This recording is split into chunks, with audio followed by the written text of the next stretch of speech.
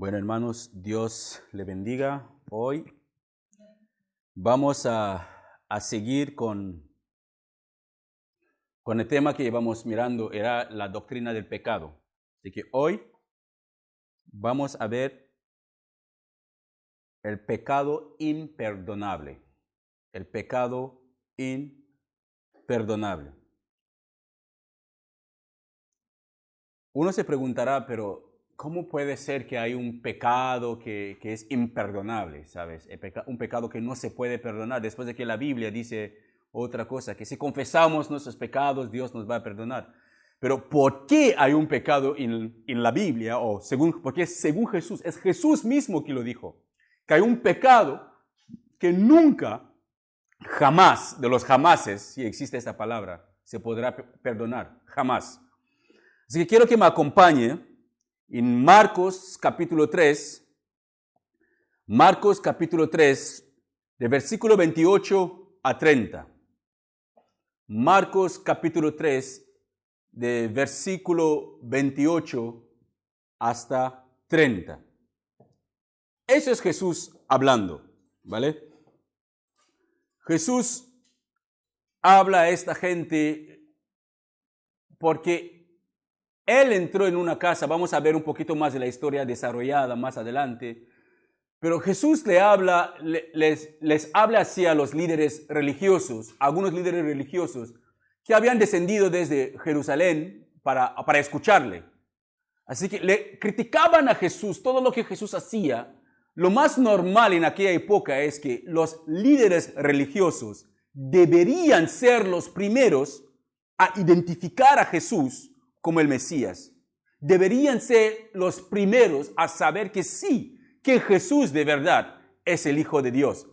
Pero aún así no lo aceptaron. Lo rechazaron totalmente, negaron que el poder que él tenía venía de Dios. Y Jesús le contesta así. Dice, el versículo 28 de Lucas 3, empezamos del versículo 28. Les dijo la verdad, cualquier pecado y blasfemia pueden ser perdonados. Cualquier pecado, eso sí que es cierto. Cualquier pecado y blasfemia pueden ser perdonados. Pero todo el que blasfeme contra el Espíritu Santo jamás será perdonado. Este es un pecado que encarrea consecuencias eternas. Encarrea significa que eso es un pecado que tiene consecuencias eternas. Es un pecado que el resultado, el pago de ese pecado son consecuencias eternas. Es que las consecuencias de ese pecado jamás terminan. Es como una disciplina eterna que nunca termina. Y les dijo esto porque ellos decían, está poseído por un espíritu maligno. En otras versiones verás, dice que está poseído por Belzebú. En otras versiones dirá, está poseído por Satanás mismo. Así que aquí están los líderes religiosos, personas que tenían que haber identificado a Jesús como el Mesías, pero ellos son los primeros a acusar a Jesús que el poder que él tenía era el mismísimo poder de Satanás. Pero ¿qué dice la Biblia en 1 de Juan 1.9, lo que vimos la semana pasada? 1 de Juan 1.9 habla de otra cosa, que es la primera cosa que Jesús dijo, que les dijo la verdad. Cualquier pecado y blasfemia pueden ser perdonados. Eso sí que es cierto. Y es lo que confirma 1 de Juan 1.9, que dice, si confesamos nuestros pecados a Dios, Él es fiel y justo para perdonar nuestros pecados y limpiarnos de toda maldad. Hermanos, toma esta parte muy importante en nuestras vidas cristianas. Cuando oramos a Dios después de haber pecado o cuando nos acercamos a Dios en oración, evitamos, porque eso es para mí como para todos, evitamos decir a Dios, perdóname por mis pecados, que he pecado hoy. No, hermanos. Llamamos cada pecado por su nombre. Dios, perdóname porque tuve envidia de esa persona. Dios, perdóname porque miré a esta mujer con codicia. Dios, perdóname porque mentí. Dios, perdóname porque robé. Dios, perdóname porque desobedecí. Dios, perdóname porque codicié. Los pecados tenemos que llamarlos por sus nombres y pedir perdón por cada pecado. No es como uno que entra Cuando vamos a la tienda para comprar en el súper, ¿qué hacemos? Hacemos una lista, ¿no? De las cosas que uno quiere comprar. No vamos a la tienda y decir, quiero comprar cosas para la casa. Y las cosas empiezan a seguirte y se van contigo a casa. No, sabemos qué necesitamos comprar. Cuando queremos que Dios nos bendice, no solamente nos acercamos a Dios y que Dios bendíceme, no. Llamamos las bendiciones o pedimos algunas bendiciones inconcretas. Dios, te oro por mi esposa, te oro por mi marido, te pido por mi hijo, te pido por mi familia, te pido por tal persona que está enferma, te pido por esto, por esto, por esto, por esto. Tal como contamos nuestras bendiciones o tal como pedimos Dios cosas, de la misma manera tenemos que confesar nuestras ofensas delante de Dios. Llamamos cada ofensa por su nombre. Llamamos cada pecado, cada pecado por su nombre. Si hemos mentido, pedimos perdón por la mentira que hemos dicho. Si hemos robado, pedimos perdón por haber robado. Cualquier cosa que hemos hecho durante el día, tenemos que pedirle perdón a Dios por esa cosa que nosotros hemos hecho. No solamente intentar de generalizar las cosas. Así que aquí dice que si confesamos nuestros pecados a Dios, Dios es fiel. Pero ¿fiel en qué? Porque la Biblia dice que Dios es fiel, pero ¿fiel cómo? Su fidelidad está en Ezequiel 18:23, que Dios mismo dice que esa es una pregunta que Dios hace. ¿Acaso piensan que me agrada ver morir a los perversos? Dios nos pregunta, ¿acaso pensáis que a mí, Dios Todopoderoso Soberano, me gusta ver a un pecador morir en sus pecados? A Dios no le agrada que un pecador muere en sus pecados. Él no quiere que ninguno de nosotros muramos en nuestros pecados. Dice, ¿acaso piensan que me agrada ver morir a los perversos? Pregunta el Señor soberano. Claro que no. Mi deseo es que se aparten de su conducta perversa y viven. Ese es el deseo de Dios, hermanos, para con nosotros. Que nos apartamos de nuestra conducta perversa y vivimos. Esa es la fidelidad de Dios.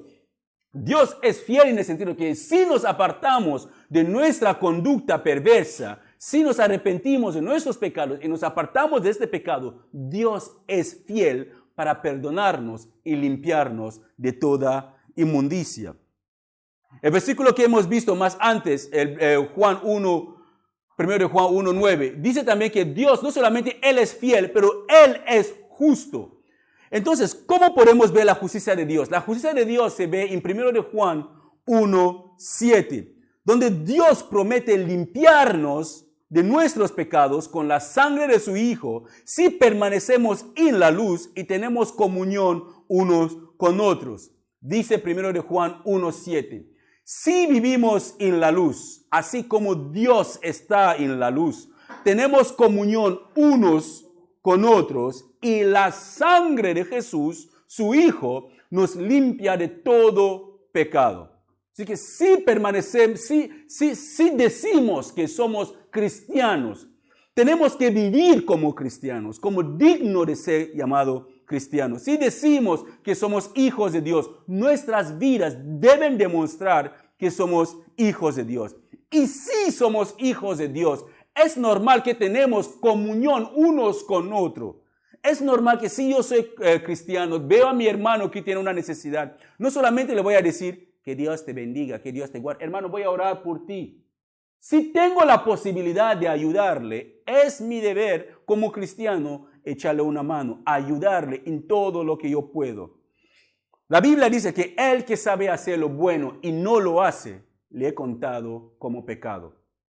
Si yo sé que tengo una persona que necesita mi ayuda, si sé que tengo una persona que está enferma y necesita oración para que haya un milagro en su vida y yo no lo hago, Dios lo cuenta como pecado. Imagínense que tenemos un vecino que nos molesta día y noche, o un vecino que nos odia a muerte, o un jefe que nos odia a muerte, que solamente busca destruirnos. Y un día estamos caminando sobre un lugar, digamos, que es es un río congelado, y todo el mundo caminando, paseando, no pasa nada. Y de repente estamos solos con esta persona que nos odia. Y la persona está detrás o está delante, digamos que está delante.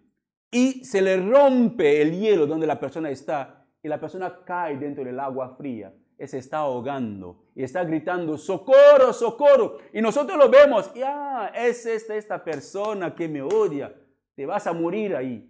Y nuestro corazón lo dejamos ahí, que se congela, que se muere, porque Él nos odia y busca nuestro mal, y damos la vuelta. Si hay una cámara de vigilancia vigilándonos o grabando la escena, y esta mujer o este hombre muere ahí ahogado, delante de la ley humana, seremos culpables de asesinato por negligencia. Asesinato por negligencia, por no prestar ayuda a una persona que lo necesita. Eso es la ley humana, hermanos, no la ley de Dios. Así que imagínense la ley de Dios Todopoderoso. La indiferencia a la necesidad del hermano, la indiferencia a la necesidad del hermano nos cuenta como pecado. La indiferencia a saber hacer lo bueno y no lo hacemos, pensamos solamente en nosotros. Por eso que la Biblia dice que no buscamos nuestro bien, buscamos el bien del prójimo. Si es necesario que yo tengo que pasar por un poquito de necesidad para ayudar al hermano, o si es necesario que tengo que hacer un esfuerzo extra para ayudar a una persona, y no lo hago, y puedo hacerlo, Dios me lo cuenta como pecado. La ley humana nos dice, la indiferencia a la ley española. Imagínense que está prohibido tirar basura en la calle, pero en Camerún es normal, la gente tira basura en la calle, y seguro que en otros países latinoamericanos. Imagínate que aquí está totalmente prohibido, que sí que lo es. Y yo me pongo un día fuera de mi casa, ahí en el balcón, echo la bolsa de basura así en el suelo y pasa la policía y me paran y me multan. ¿Qué le puede decir? Que lo siento, policía, yo soy un inmigrante, acabo de llegar de Camerún, no sé las leyes españolas, no sabía que era prohibido para tirar la basura en la calle. ¿Piensa que la policía me dejará igualmente ir sin castigarme? Hermanos, la indiferencia a la ley o la ignorancia a la ley no nos libre del castigo de la ley. La indiferencia a la palabra de Dios, o la ignorancia de lo que Dios dice en su palabra, no nos libre de castigo cuando la quebrantamos. Si vivimos sin pecado, sabiendo lo que la Biblia dice, mayor es nuestro pecado, mayor será nuestra condenación. Eso lo vamos a ver más adelante, primero Dios. Mayor es nuestra condenación. Si no sabemos que eso es lo que estamos haciendo, la Biblia lo prohíbe y lo hacemos igualmente, Dios igualmente nos castigará. ¿Por qué? Porque deberíamos haber indagado para saber si lo que estamos haciendo está correcto o no. Así que 1 de Juan 1:7 nos da la justicia, nos hace entender cuán justo es Dios. Dios es tan justo que si nosotros consideramos que somos cristianos, vivimos en la luz como Él está en la luz y tenemos comunión unos con otros, hermanos en Cristo en la iglesia, la sangre del Hijo de Dios nos limpia de todo pecado que cometemos solo cuando la confesamos. Cuando pecamos y confesamos nuestros pecados, la sangre de Jesús nos limpia de todos nuestros pecados. Así que si Dios ha prometido de perdonar y limpiar nuestros pecados, la pregunta es, ¿por qué entonces hay un pecado que nunca será perdonado y su consecuencia es eterno? ¿Por qué entonces hay un pecado así? Estoy seguro que ahora algunas personas están pensando, ¿acaso yo he pecado este pecado imperdonable? ¿Acaso estoy a punto de cometer ese pecado que Dios nunca lo va a perdonar? Hermanos, lo que le puedo asegurar es que si estamos aquí hoy escuchando esta palabra, es porque aún no hemos pecado ese pecado imperdonable. Es porque no lo hemos pecado aún. Porque uno que peca ese pecado imperdonable, podemos ver la vida de los fariseos, nunca aceptaron a Jesús. Hasta la muerte de ellos siempre rechazaron a Jesús. Mataron a los apóstoles, mataron a los discípulos de Jesús, mataron a todos que tenían que ver algo con Jesús. Eso es lo que pasa con alguien que peca este pecado imperdonable. Alguien que peca contra el Espíritu Santo y jamás será perdonado. Aborrece a Jesús para siempre y siempre. Y me gustaría, hay un versículo que no he puesto en la enseñanza de hoy, que es Hebreos 6, que me gustaría que lo vuelves a leer. Y creo que le va a levantar unas preguntas, Hebreos 6.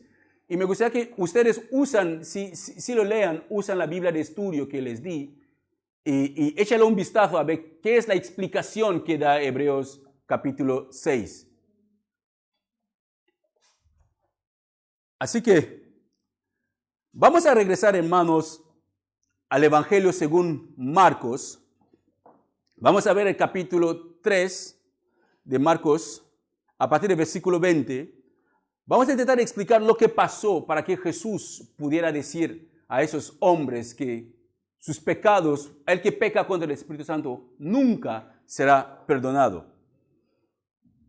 En Hebreos capítulo 3, de versículo 20, veremos a Jesús y sus discípulos que entran en una casa y la gente se dan cuenta que Jesús y sus discípulos estaban ahí. Y la gente empiezan a amontonarse para verles. Ahora quiero que salten a Marcos 3, 22. Marcos 3, 22 dice que entre la multitud que habían venido para escuchar a Jesús, entre esta multitud, habían los maestros de la ley religiosa, habían los maestros o los líderes religiosos que habían llegado desde Jerusalén y ellos habían venido para escuchar a Jesús. Pero mira lo que dice Marcos 3, 22. Dice, pero los maestros, así que mucha gente vinieron a escuchar a Jesús. Y habían líderes religiosos que habían venido, personas que tenían que ser los primeros a reconocer que Jesús es el Salvador. Pero en vez de reconocer a Jesús como Salvador, miremos lo que pasó. Dice en Marcos 3, 22, pero los maestros de la ley religiosa que habían llegado de Jerusalén decían, está poseído por Satanás, el príncipe de los demonios. De él recibe el poder para expulsar los demonios. Hermanos, eso sí que es una acusación bien fuerte. Bien fuerte. Viniendo de personas que supuestamente son los líderes que guían al pueblo. Los que supuestamente dicen que tienen vista para ver. Pero aquí se puede ver que ellos son más ciegos que el pueblo que ellos mismos intentan a guiar. Si miramos en el versículo 28 a 30 de Marcos 3, veremos lo que Jesús le responde después de que ellos hacen esta afirmación. Jesús le dice, cualquier pecado y blasfema, ese es el versículo que vimos desde el principio, que cualquier pecado y blasfemia pueden ser perdonados. Pero todo el que blasfeme contra el Espíritu Santo jamás será perdonado. Este es el pecado que encarrea consecuencias eternas. Les digo esto, ¿por qué? Porque ellos habían dicho que él estaba poseído por un espíritu maligno. Esos eran los maestros de la ley, hermanos. Personas que eran ellos que tenían que decir al pueblo, hoy, Jesús de verdad es el Hijo de Dios. Ellos tenían que ser los únicos o los primeros a identificar a Jesús. Pero esos maestros de la ley eran las personas, ellos eran las personas adecuadas para identificar a Jesús como el Mesías. Por lógica, ¿por qué? Porque ellos mismos entendían mejor las Escrituras que el resto del pueblo. ¿Qué quiero decir? Imagínense que yo le estoy enseñando ahora la palabra de Dios y escuchamos la trompeta que suena y vemos a Jesús bajando del cielo. En vez de que el pastor que está enseñando al pueblo dice, ahí viene Jesús, en vez de decir que ahí viene Jesús, dice, ahí viene Satanás, escóndese. ¡Qué locura! Es más o menos lo que ocurrió. Jesús haciendo todo lo que el Mesías tenía que hacer. Sanando a la gente, levantando a muertos, alimentando a 5,000 con 3 panes y 5 peces. Alimentando a muchas personas, levantando a muertos, haciendo muchos milagros. Jesús, el Mesías. La Biblia dice que el Mesías tenía que hacer eso. La gente esperaba esas obras de Jesús para identificarle como el Mesías. Muchos ya la habían identificado, pero los maestros de la ley le llamaron poseído por Satanás. Hermanos, esta gente tenía que ser los primeros a identificar a Jesús, pero fueron los primeros a rechazar a Jesús hasta decirle que el poder que Jesús tenía provenía de Satanás. Pero la pregunta ¿es cierto que el poder que Jesús tenía provenía de Satanás? ¿Dónde proviene el poder de Jesús? Quiero que miramos lo que dice Lucas capítulo 4.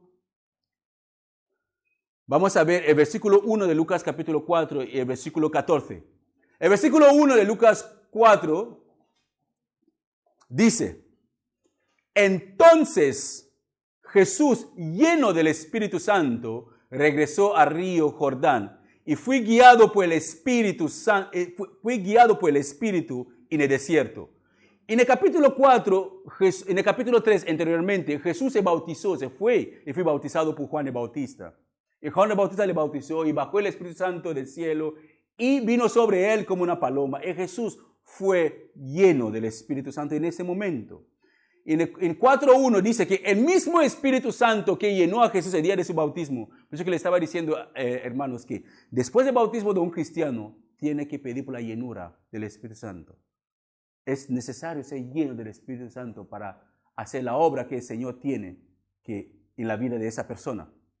Jesús, lleno del Espíritu Santo, guiado por el Espíritu Santo al desierto, donde Él se queda en el desierto durante 40 días, tentado por el diablo. Después de los 40 días, pasaron los 40 días, el versículo 14 dice que Jesús regresó del desierto, pero no de cualquier manera. Regresó en el poder del Espíritu Santo. Era con el poder del Espíritu Santo, hermanos, que Jesús hacía todos los milagros que Él hacía. ¿Pero qué dijeron los líderes religiosos? Este está poseído por Belzebú. Está poseído por Satanás. Eso fue una acusación bien fuerte y bien seria.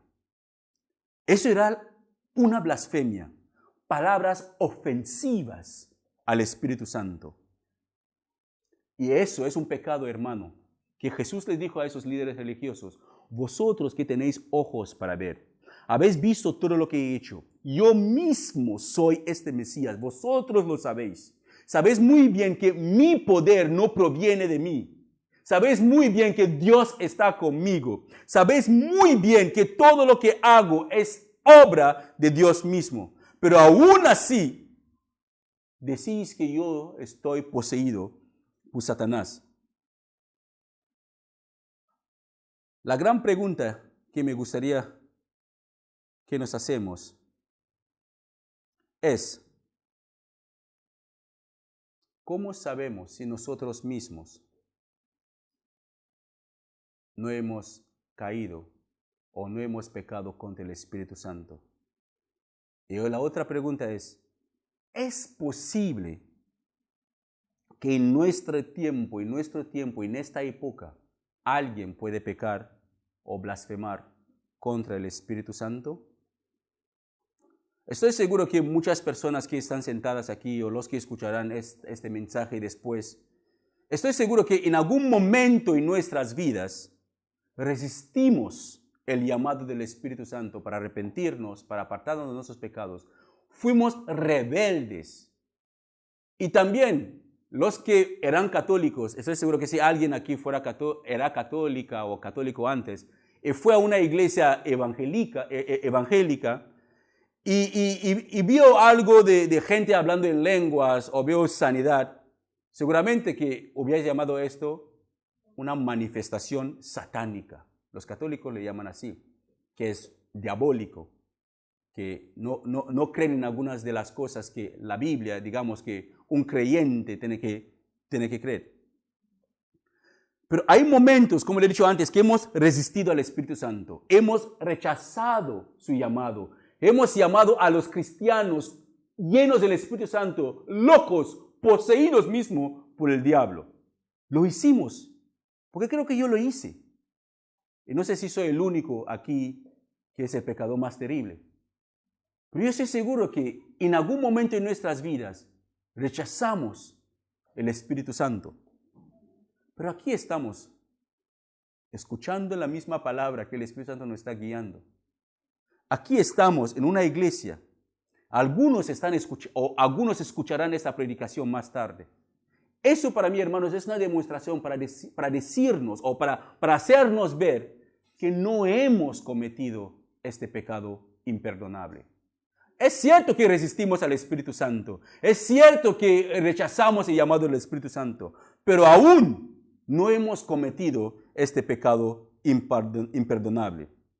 Eso quiere decir que el pecado imperdonable, como menciona Jesús en Marcos 3, 28 a 30, tenía que ver con el rechazo a sangre fría de los líderes religiosos a Jesús mismo como Mesías, después de haberle visto con sus propios ojos y haber visto todos los milagros que él hacía, y haber escuchado toda la predicación que él predicaba, y haber escuchado todas las enseñanzas que Jesús daba. Eso era para los líderes religiosos. Ellos estaban totalmente capacitados a distinguir a Jesús como el Mesías, pero aún así tomaron la decisión de rechazarle y llamar al Espíritu Santo que estaba obrando en Jesús un espíritu de Satanás. Ellos mismos escucharon y fueron testigos oculares de las obras de Jesús. Aún así tomaron la decisión de rechazarlo, condenándose a sí mismo, llamando al Espíritu Santo un espíritu de Satanás. En Juan capítulo 3, quiero que veamos una cosa, hermano, para entender que los líderes religiosos sabían muy bien que Jesús era un enviado de Dios. Sabían muy bien que Dios estaba con Jesús. ¿Cómo lo sabemos? Juan capítulo 3, el Evangelio según Juan capítulo 3, donde uno de los líderes religiosos, uno de los líderes en aquella época, llamado Nicodemo, visitó a Jesús una noche para saber qué hacer para entrar en el reino de Dios. Primeramente, ese hombre reconoció a Jesús, que Jesús era el Mesías. Juan 3, de 1 a 2. Juan 3, de 1 a 2. Ese hombre reconoció a Jesús, que Jesús era el Mesías. Dice Juan 3, 1 a 2. Había un hombre llamado Nicodemo, un líder religioso judío de los fariseos. Una noche fue a hablar con Jesús. Se fue por la noche para que nadie le vea. Una noche se fue a hablar con Jesús. Rabí, dijo. Rabí significa maestro. Rabí dijo, todos sabemos que Dios te ha enviado. Eso es uno de los fariseos, uno de los líderes religiosos, que sus compañeros están llamando a Jesús poseído por Satanás, que el espíritu que tiene Jesús es el diablo. Pero uno de ellos viene por la noche y le dice a Jesús, sabemos todos los fariseos, todos sabemos que tú eres un enviado de diablo para enseñarnos, enviado por Dios para enseñarnos. Y dice, las señales milagrosas que haces son la prueba de que Dios está contigo. Así que los fariseos sabían muy bien quién era Jesús. Pero aún así decidieron tomar lo que Jesús estaba haciendo como un acto demoníaco, un acto satánico. Por eso que Jesús le dijo, eso no funciona así. Vosotros sois los primeros que tenían que reconocerme. Vosotros sois los primeros que tenían que haber traído el pueblo hacia mí. Pero sois los primeros a condenarme y a llamar el Espíritu Santo el espíritu de Satanás. Hermanos, aunque los líderes religiosos reconocieron quién era Jesús, tomaron la decisión a no creer en él, endureciendo sus corazones y acusaron a Jesús de estar poseído por Satanás. Esos hombres, hermanos, nunca recibieron perdón por sus pecados y jamás lo recibirán. Jamás. Pero aparte de los líderes religiosos, otras personas que intentaron de mentir al Espíritu Santo, hay un registro en la Biblia, Hechos capítulo 5, capítulo 5, de 1 a 11, habla de una pareja que se llama Ananías y Zafira, que ellos también blasfemaron contra el Espíritu Santo y no vivieron jamás para contarlo. Ananías y Zafira formaban parte de la iglesia primitiva. Habían escuchado, los hermanos de la iglesia vendían sus propiedades, cada uno vendía su terreno y traía el dinero a los apóstoles. Y la gente dice, oh, gloria a Dios, este hermano, esta hermana, qué bueno, cómo ama a Dios, ha vendido su terreno, ha vendido su casa, aquí está el dinero para la obra. Ananías y Zafira también quería este tipo de prestigio. De la misma manera que hoy en día ocurren en las iglesias, que un hermano que Dios de verdad, o una hermana o una familia que Dios toca su corazón y toma la decisión para traer una ofrenda financiera, una ofrenda lo que sea, para la gloria de Dios, para la obra del Señor, la traen a la iglesia y la iglesia les bendice por la ofrenda que han traído. Y alguien se siente ahí mirando, yo también quiero ese tipo de prestigio, quiero que la gente también sepa que yo puedo traer dinero, que yo también soy bondadoso o soy bondadosa. Es lo que pasó con Ananías y Zafira. Vieron que los hermanos estaban vendiendo sus terrenos y trayendo dinero para la obra. Ellos también vendieron su terreno, pero no trajeron todo el dinero. Se quedaron con parte del dinero. Vendieron su terreno, aportaron una parte de dinero a los apóstoles y mintieron que ese dinero era la totalidad de todo lo que habían vendido. Pero ¿qué pasó? Ambos cayeron muertos. Ahí mismo. El hombre primero vino, mintió, muerto. La mujer también vino, mintió, muerta. Gracias a Dios, hermano, por su misericordia, que aún con lo que ocurrió con Ananías y Zafira, hay personas aún en la iglesia hoy en día que siguen mintiendo, siguen pecando contra el Espíritu Santo. Pero la pregunta es, ¿por qué no caen muertos? ¿Por qué no morimos? ¿Por qué Dios nos permite, aún que estamos mintiendo? ¿Por qué permanecemos? Eso es un misterio. Pero ese misterio no tiene que ser como una puerta abierta para que la iglesia permanezca en pecado o viviendo de una manera indigna. El pecado imperdonable de hoy, hermanos, el pecado imperdonable de hoy es la continua incredulidad.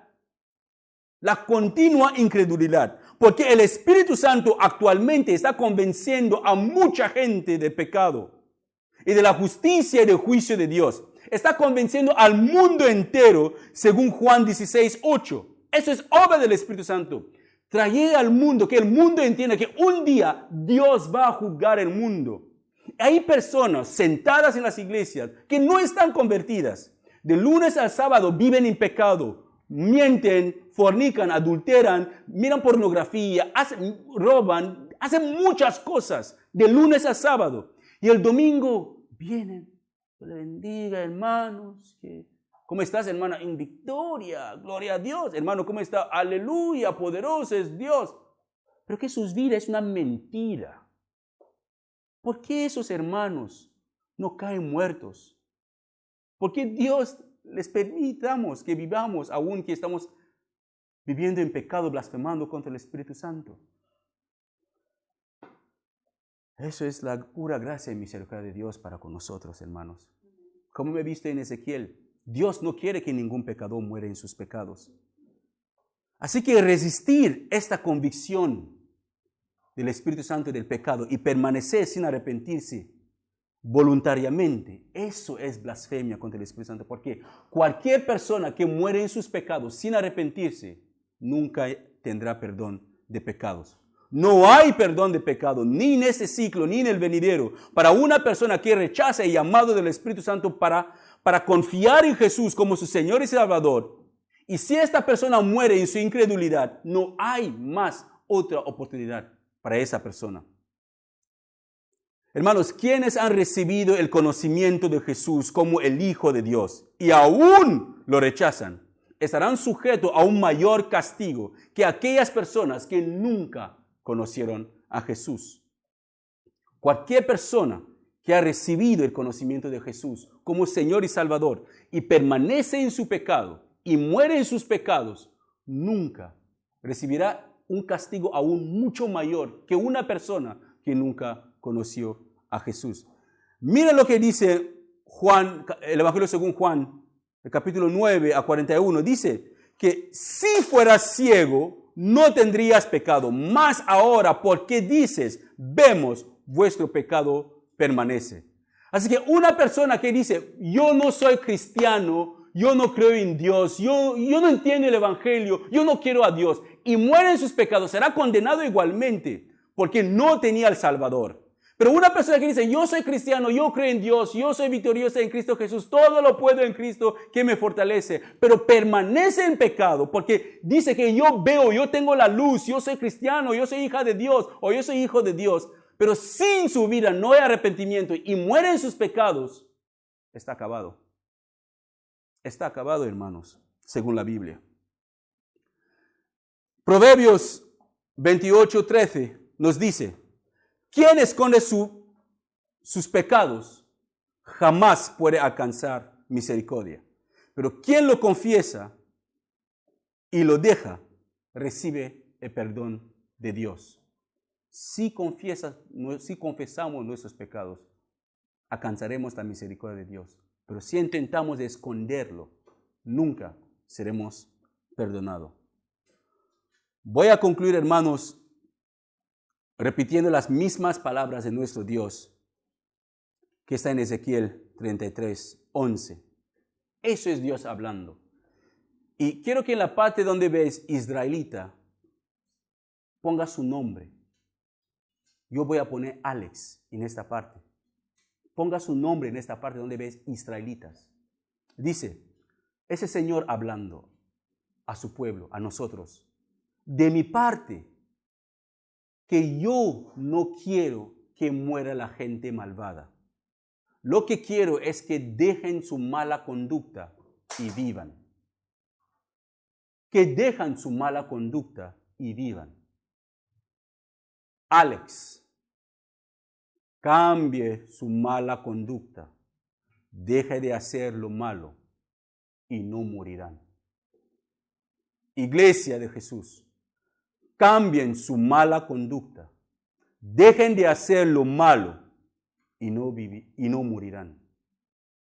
Dios no quiere que nadie muera en sus pecados. Pero tenemos que dejar de hacer lo malo, arrepentirnos de nuestros pecados, acerquémonos a Dios y viviremos. Porque si confesamos nuestros pecados a Dios y nos apartamos de Él, Él es fiel y justo para perdonarnos y limpiarnos de toda inmundicia. Amén.